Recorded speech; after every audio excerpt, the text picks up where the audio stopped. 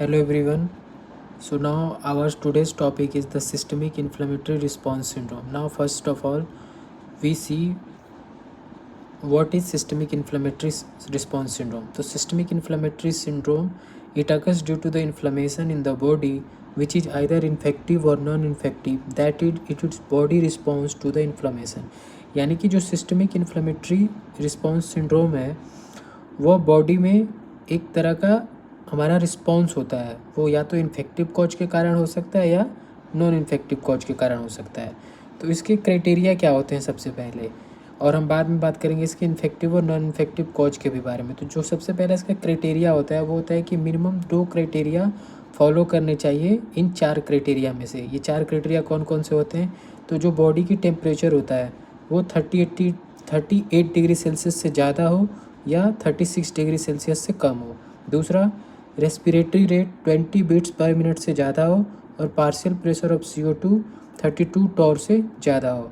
Third one is heart rate जो है वो 90 बीट्स पर मिनट से ज़्यादा हो। और fourth one is WBC count 11,000 पर MM³ से ज़्यादा हो या 4,000 पर MM³ से कम हो। तो इन 4 क्राइटेरिया में से अगर 2 क्राइटेरिया फॉलो कर रहा है यानी कि हम कहेंगे कि पेशेंट जो है वो सिस्टमिक इन्फ्लेमेटरी रिस्पॉन्स सिंड्रोम में है। सिस्टमिक इन्फ्लेमेटरी रिस्पॉन्स सिंड्रोम को कराने के लिए 2 मीडिएटर कौन से होते हैं? तो इसके जो 2 मीडिएटर्स होते हैं वो होते हैं प्रो इन्फ्लेमेटरी मीडिएटर्स, जिसमें interleukin 1, interleukin 6, tissue necrosis factor alpha वगैरह आते हैं। और इसमें बाकी और भी मीडिएटर्स हो सकते हैं, लेकिन ये 3 मीडिएटर्स जो हैं इसमें इम्पोर्टेंट रोल प्ले करते हैं। इसके अलावा जो हम कह रहे थे कि हम बात करेंगे इन्फेक्टिव और नॉन इन्फेक्टिव कॉज क्या हो सकते हैं।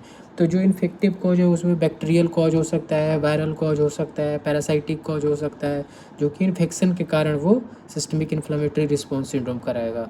और जो नॉन इन्फ्लेमेटरी कॉज होता है उसमें होगा पैंक्रियाटाइटिस, गैस्ट्राइटिस, ये सब जो है वो नॉन इन्फ्लेमेटरी कॉज होते हैं जो सिस्टमिक इन्फ्लेमेटरी रिस्पॉन्स सिंड्रोम कराते हैं।